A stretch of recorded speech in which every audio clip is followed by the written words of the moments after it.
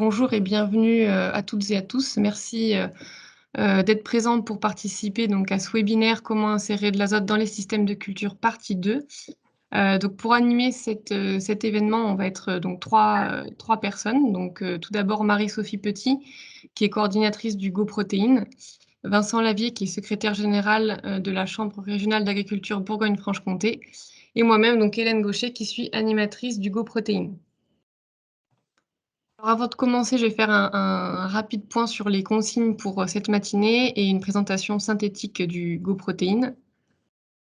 Alors, on va vous demander de couper votre caméra si vous n'êtes pas intervenant, donc quand vous n'intervenez pas, de couper votre micro pour éviter les bruits de fond, et vous pouvez poser vos questions lors des temps de discussion en demandant la parole.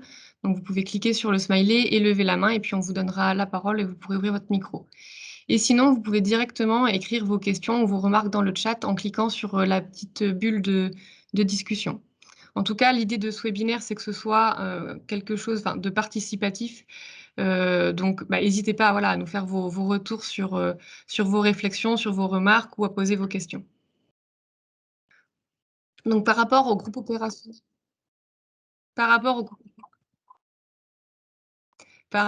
opérationnel, Protéines, donc c'est un projet qui est multipartenarial, qui est porté par la Chambre régionale d'agriculture Bourgogne-Franche-Comté.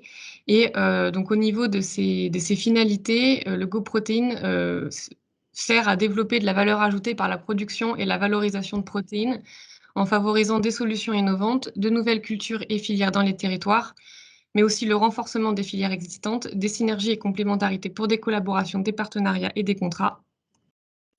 Mais aussi capitaliser et partager des connaissances et expériences. Donc, c'est ce qu'on tente de faire ce matin avec ces webinaires. Et assurer la communication des filières de l'amont et à l'aval. Donc, l'objectif final, finalement, c'est de construire et d'animer un réseau d'acteurs vers un pôle de compétences protéines en Bourgogne-Franche-Comté. Et donc, ce projet est financé par le FEADER et par le Conseil régional Bourgogne-Franche-Comté. Qu'au final, ce programme a été pensé en 3 axes. Donc, d'abord, capitaliser et produire des synthèses thématiques autour de 3 questions. Donc, je reviendrai juste après sur ces 3 questions. Valoriser les synthèses thématiques par la communication et la formation. Et enfin, un axe plutôt de communication et d'animation. Et donc, ce programme organisé autour de 3 questions. Donc, on a une problématique sur comment valoriser les protéines locales, végétales et animales dans l'alimentation humaine. Comment mettre en adéquation l'offre et la demande en protéines végétales pour l'alimentation animale. Donc là, on a réalisé un webinaire le 16 avril sur cette thématique-là. Et je vous ai mis le lien pour accéder au replay sur YouTube.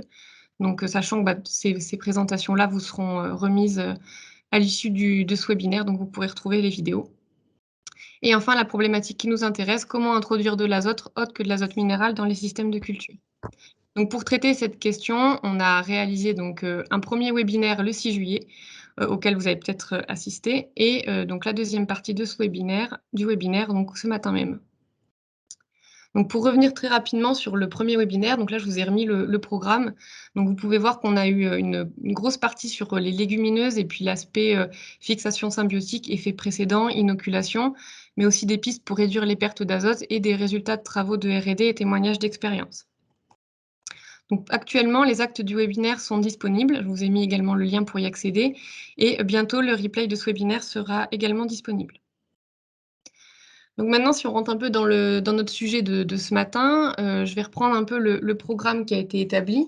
On va d'abord avoir une partie sur l'azote organique dans les systèmes de culture, avec une première présentation par Florent Levavasseur de l'INRAE de Grignon et une deuxième présentation de Marc Morène de l'INRAE de Montpellier. Puis on aura des résultats de travaux de R&D par Marie-Sophie Petit et des témoignages d'expérience par Emmanuel Bonardo et Christophe Lamarre. On aura ensuite une présentation d'outils en ligne qui peuvent aider à l'insertion d'azote, donc avec une présentation de Florent Point et Camille Loquin des JABFC et une présentation de Gentiane Maillet de l'ACTA. Et enfin, on aura un temps de discussion, d'échange animé par Vincent Lavier. Et à nouveau, ce temps-là est vraiment un temps participatif où vous pourrez allumer vos micros et échanger avec nous et avec les intervenants. Voilà pour cette introduction. Donc, je vais laisser la parole à Monsieur Lavier qui va pouvoir introduire ce webinaire et puis nous rappeler un peu le contexte autour de cette question de l'azote. Bien, bonjour à toutes et à tous, et puis bienvenue à vous pour ce second webinaire.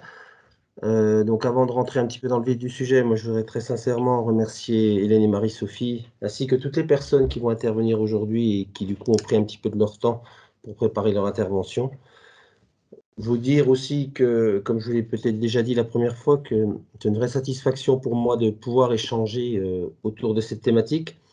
D'abord parce que c'est un sujet qui m'est cher, mais aussi c'est un vrai sujet d'actualité puisqu'on vit quand même dans le monde agricole en ce moment une très très forte augmentation du prix des engrais, notamment des engrais azotés. En juin, je vous avais parlé d'une augmentation de 50%, mais il s'est passé pas mal de choses depuis et aujourd'hui, on doit frôler en moyenne les 100% d'augmentation. Donc ça interroge réellement parce que 100% d'augmentation sur le prix de l'azote, hein, c'est plus ou moins 100 € par hectare de blé en coût supplémentaire. Alors peut-être pour me présenter un petit peu plus, donc je suis président de la Chambre d'agriculture de la Côte d'Or et aussi agriculteur sur ce qu'on appelle le plateau de Langres en bordure sud, qui est une zone à faible potentiel où la culture des légumineuses prend une place de plus en plus importante dans les assolements. Alors pour une raison principale qui est celle de l'abandon de la culture de colza qui connaît d'énormes problèmes techniques aujourd'hui. Cette culture de colza étant la culture phare de notre secteur et on doit quand même voir aujourd'hui qu'elle a complètement disparu du paysage. Et puis, pour ceux qui ont fait le choix de travailler sur l'agriculture de conservation et qui ont une intention particulière sur les couverts, les légumineuses sont quand même voilà, constituent les plantes de base des couverts, l'idée étant toujours d'essayer de ramener de l'azote dans les systèmes. Sur mon exploitation, il y a aujourd'hui 70 hectares de pois qui sont répartis entre des pois d'hiver et des pois de printemps, et une quinzaine d'hectares de luzerne. Sachez quand même que l'introduction de ces cultures, elle me permet d'économiser environ 2 camions d'engrais d'azote liquide sur les cultures et aussi quand même d'essayer de réduire un petit peu mes apports sur les cultures de blé qui suivent.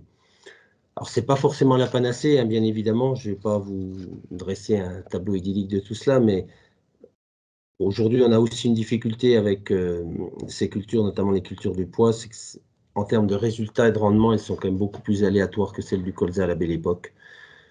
Parce qu'on s'aperçoit que globalement, elles sont pas très très résilientes face à l'ensemble des excès du climat. Donc ça, c'est un vrai sujet. Alors on va pas en parler aujourd'hui, mais j'espère que les chercheurs vont pouvoir nous trouver des idéotypes de plantes qui seront un petit peu plus résilients et qui fassent qu'on puisse pérenniser plus facilement ces cultures dans la durée sur nos exploitations. Alors, comme l'a dit tout à l'heure Hélène, lors du premier webinaire, nous sommes surtout intéressés à la légumineuse en tant que telle, son comportement et plutôt ce qui se passe dans la parcelle.